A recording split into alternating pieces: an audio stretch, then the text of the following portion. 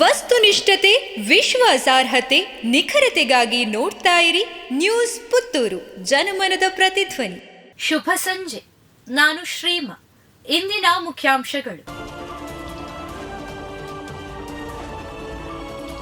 February 26ರಂದು ಮಹತ್ತೋಬಾರ Shri Mahalingeshwara ದೇವಸ್ಥಾನದಲ್ಲಿ ವಿಜೃಂಭಣೆಯ ಮಹಾಶಿವರಾತ್ರಿ ಉತ್ಸವ. ಮಹತ್ತೋಬಾರ ಶ್ರೀ ಮಹಾಲಿಂಗೇಶ್ವರ ದೇವಸ್ಥಾನದಲ್ಲಿ ಮಹಾಶಿವರಾತ್ರಿ ಉತ್ಸವ ಫೆಬ್ರವರಿ 26ರಂದು ರಾತ್ರಿ ವಿವಿಧ ವೈದಿಕ ಕಾರ್ಯಕ್ರಮಗಳೊಂದಿಗೆ ನಡೆಯಲಿದೆ. ಮಹಾಶಿವರಾತ್ರಿ ಉತ್ಸವದ ವಿಶೇಷವಾಗಿ ಬೆಳಗ್ಗೆ 7:30ರಿಂದ ಶ್ರೀದೇವರಿಗೆ ಮಹಾರುದ್ರಯಾಗ, 9 ಗಂಟೆಗೆ ಶತರುದ್ರಾಭಿಷೇಕ, ಬಿಲ್ವಾರ್ಚನೆ ಸೇವೆ ಹಾಗೂ ಭಜನಾ ಕಾರ್ಯಕ್ರಮ ನೆರವೇರಲಿದೆ. ಬಳಿಕ ಸಂಜೆ 7:30ಕ್ಕೆ ಮಹಾಶಿವರಾತ್ರಿ ಉತ್ಸವ ಜರುಗಲಿದೆ.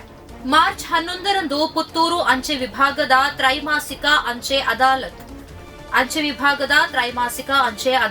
ಮಾರ್ಚ್ 11ರಂದು ಪುತ್ತೂರು ಅಂಚೆ ವಿಭಾಗದ ಹಿರಿಯ ಅಂಚೆ ಅಧೀಕ್ಷಕರ ಕಚೇರಿಯಲ್ಲಿ ನಡೆಯಲಿದೆ.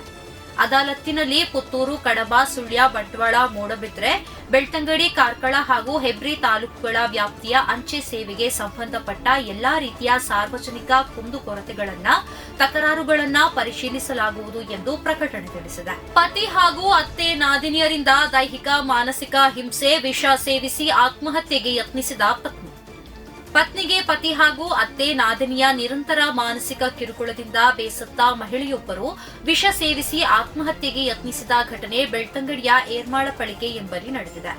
2 ವರ್ಷಗಳ ಹಿಂದೆ ವಿವಾಹವಾಗಿದ್ದು, ಇದೀಗ ಅತ್ತೆ ಮತ್ತು ನಾದಿನಿಯ ಮಾನಸಿಕ ಹಿಂಸೆಯನ್ನ ತಡೆಯಲಾಗದೆ ಸೊಸೆ ವಿಷ ಸೇವಿಸಿ ಆತ್ಮಹತ್ಯೆಗೆ ಯತ್ನಿಸಿದ್ದಾರೆ. ಇದೀಗ ಆಸ್ಪತ್ರೆಯ ತೀವ್ರ ನಿಗಾ ಘಟಕದಲ್ಲಿ ಗಂಭೀರ ಸ್ಥಿತಿಯಲ್ಲಿದ್ದು ಚಿಕಿತ್ಸೆ ಪಡೆಯುತ್ತಿದ್ದಾರೆ ಎನ್ನಲಾಗಿದೆ.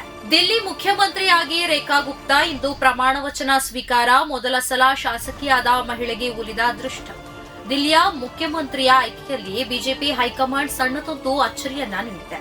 ರೇಖಾ ಗುಪ್ತಾ ನೂತನ ಮುಖ್ಯಮಂತ್ರಿಯಾಗಿ ನಿನ್ನೆ ಆಯ್ಕೆಯಾಗಿದ್ದು, ಇಂದು ಅವರು ಪ್ರಮಾಣ ವಚನ ಸ್ವೀಕರಿಸಲಿದ್ದಾರೆ. ಪ್ರಧಾನಿ ನರೇಂದ್ರ ಮೋದಿ ಮತ್ತು ಗೃಹ ಸಚಿವ ಅಮಿತ್ ಶಾ ಹಾಗೂ ಇತರ ಸಂಸದೀಯ ಸದಸ್ಯರು ಬನಿಯಾ ಸಮುದಾಯದವರನ್ನ ಸಿಎಂ ಆಗಿ ಆಯ್ಕೆ ಮಾಡುವ ಅಭಿಪ್ರಾಯ ವ್ಯಕ್ತಪಡಿಸಿದ್ದರು ಎನ್ನಲಾಗಿದೆ. ಅದರಂತೆ ಬನಿಯಾ ಸಮುದಾಯದ ರೇಖಾ ಗುಪ್ತಾ ದಿಲ್ಲಿಯಲ್ಲಿ ಮುಖ್ಯಮಂತ್ರಿಯಾಗಿದ್ದಾರೆ. ಮೊದಲು ದೆಹಲಿಯ ಮುಖ್ಯಮಂತ್ರಿಯಾಗಿ ಅರವಿಂದ್ ಕೇಜ್ರಿವಾಲ್ ವಿರುದ್ಧ ಗೆದ್ದ ಪರ್ವೇಶ್ ವರ್ಮಾ ಅವರನ್ನ ಆಯ್ಕೆ ಮಾಡಲಾಗುವುದು ಎಂಬ ಸುದ್ದಿಗಳು ಹರಿದಾಡಿದ್ದವು. ಆದರೆ ಕೊನೆಯ ಕ್ಷಣದಲ್ಲಿ ರೇಖಾ ಗುಪ್ತಾ ಸಿಎಂ ಆಗಿ ಆಯ್ಕೆಯಾಗಿದ್ದಾರೆ. ಪರ್ವೇಶ್ ವರ್ಮಾ ಉಪಮುಖ್ಯಮಂತ್ರಿಯಾಗಲಿದ್ದಾರೆ. ಪ್ರತಿದಿನದ ಸುದ್ದಿಗಳಿಗಾಗಿ ನೋಡ್ತಾ ಇರಿ ನ್ಯೂಸ್ ಪುತ್ತೂರು, ಜನಮನದ ಪ್ರತಿಧ್ವನಿ. ಧನ್ಯವಾದಗಳು. ವಸ್ತುನಿಷ್ಠತೆ, ವಿಶ್ವಾಸಾರ್ಹತೆ, ನಿಖರತೆಗಾಗಿ ನೋಡ್ತಾ ಇರಿ ನ್ಯೂಸ್ ಪುತ್ತೂರು, ಜನಮನದ ಪ್ರತಿಧ್ವನಿ.